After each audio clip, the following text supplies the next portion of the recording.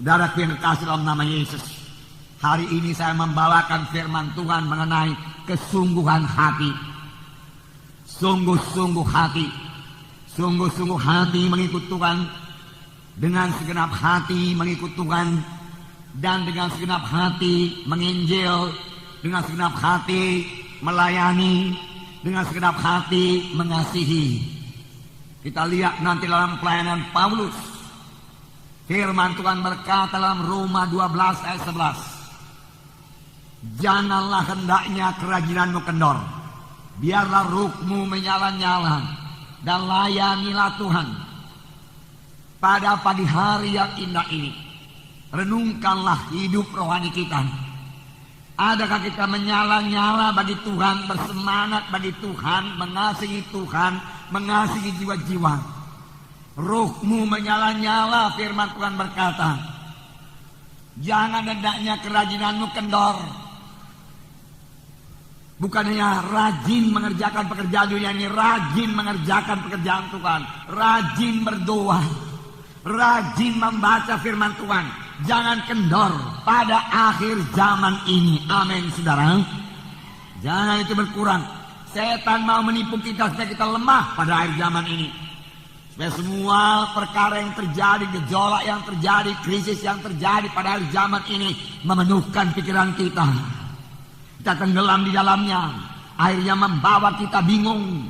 Bahkan lebih jauh bisa membawa kita menjadi takut dan khawatir.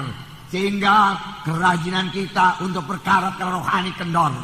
Justru sebaliknya, pada akhir zaman ini, pada waktu krisis, pada waktu gejolak begini, pada waktu banyak kerusuhan, disitulah hendaknya kerajinan kita untuk Tuhan tidak kendor.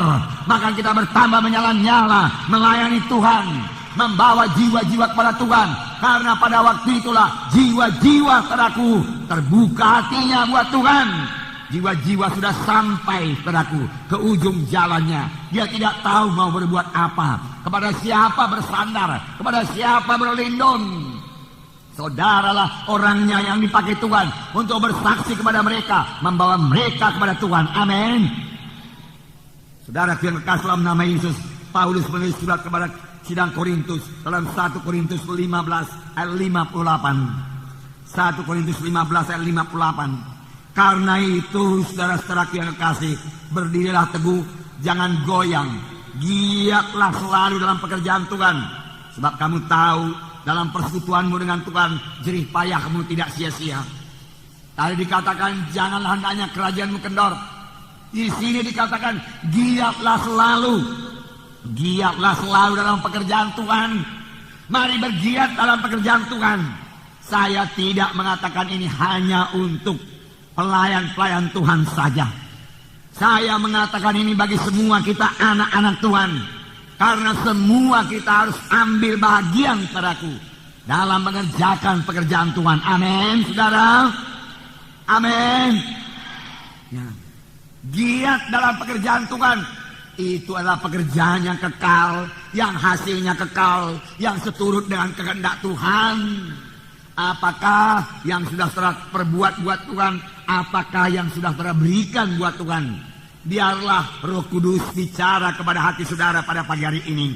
Sungguh-sungguh Tuhan Yesus sungguh-sungguh melayani. Dalam Yohanes pasal 4 ayat 34. Tuhan Yesus sungguh-sungguh melayani. Yohanes 4 ayat 34. Kata Yesus kepada mereka, makananku ialah melakukan kehendak Dia yang mengutus aku dan menyelesaikan pekerjaannya. Makananku, Tuhan Yesus berkata, ini dikatakan Tuhan Yesus pada waktu murid-murid membawa makanan kepadanya, makanan badani.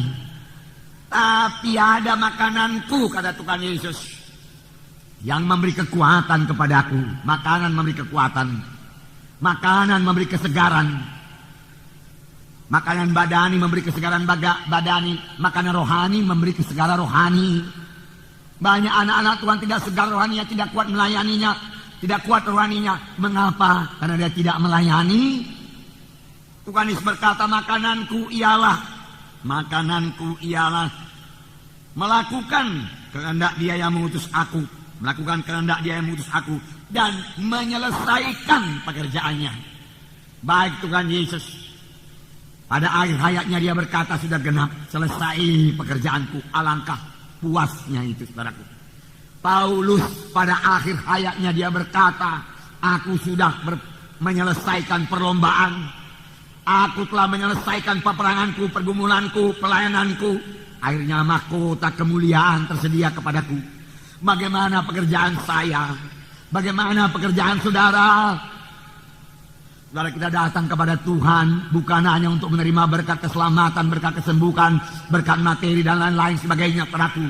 Kita datang, saudaraku, kita diselamatkan dan kita lahir baru. Kita menjadi anak-anak Tuhan, anggota tubuh Kristus yang punya fungsi dalam tubuh Kristus, yang punya pelayanan dalam tubuh Kristus.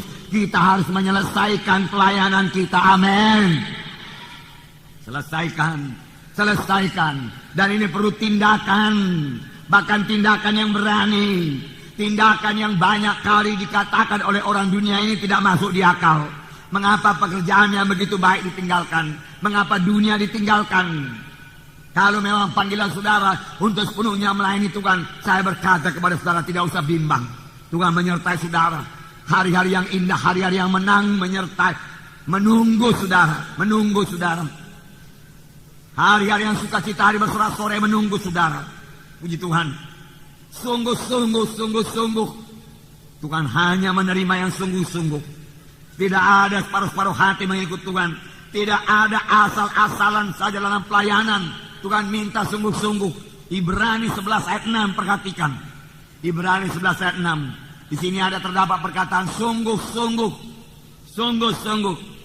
Tetapi tanpa iman tidak mungkin orang berkenan kepada Allah. Sebab barang siapa berpaling kepada Allah, ia harus percaya bahwa Allah ada dan bahwa Allah memberi upah kepada orang yang sungguh-sungguh mencari Dia. Segenap hati mencari Dia. Kepada siapa Tuhan memberi upah? Kepada siapa kesembuhan diberikan? Kepada siapa berkat diberikan? Kepada siapa urapan diberikan? Kepada siapa kuasa diberikan? Kepada orang yang sungguh-sungguh mencari Tuhan. Kepada orang yang sungguh-sungguh berdoa. Kepada orang yang sungguh-sungguh berseru kepada Tuhan. Amin. Tidak ada separuh hati dalam mengikut Tuhan, saudaraku. Tidak ada separuh hati, saudaraku, dalam melayani, saudaraku. Tidak ada. Harus dengan sungguh-sungguh. Saudara tahukah saudara bahwa saya seorang perempuan yang sakit 12 tahun yang tertulis dalam Markus pasal 5 itu adalah orang yang bersungguh-sungguh. 12 tahun dia sakit, saudaraku, dia bersungguh-sungguh mencari kesembuhan. Walaupun pada mulanya jalannya tidak benar, tetapi dia bersungguh-sungguh, bersemangat. Dia pergi ke dokter, bahkan dia pergi ke tabib, tetapi tidak sembuh-sembuh. Akhirnya uangnya habis semua, tetapi dia tidak menyerah. Dia berkata, bisa, aku bisa, aku sembuh, aku bisa, aku sembuh. Berapa orang yang berkata demikian pada yang sakit? Lihat kesembuhan saudara. Aku bisa, aku sembuh, dia katakan, saudaraku. Akhirnya dia mendengar berita-berita tentang Yesus.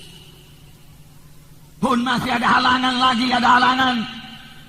Tapi dia berkata, bisa kuatasi halangan itu. Bisa ku tembus halangan itu. Kalau aku jamah jubah Yesus, aku mesti sembuh. Aku sembuh. Dia lihat kesembuhan. Bagaimana kita yang menginjil ini? Bagaimana saudara membawa jiwa-jiwa? Sedikit halangan menyerah. Itu artinya tidak sungguh-sungguh. Mari datang ke gereja kami, sana ada mujizat Tuhan, kuasa Tuhan. Orang berkata, ada acara aku hari Minggu kok. Mundur. Kurang sungguh-sungguh. Saudara, ini akhir zaman, tantangan pertama berat. Kalau kita saudaraku kurang bulat dalam tekad, kurang teguh dalam Tuhan, saudaraku kurang bersungguh-sungguh, saudaraku, kita bukan hanya tidak berhasil membawa jiwa-jiwa kepada Tuhan, kita pun bisa rontok dari jalan Tuhan.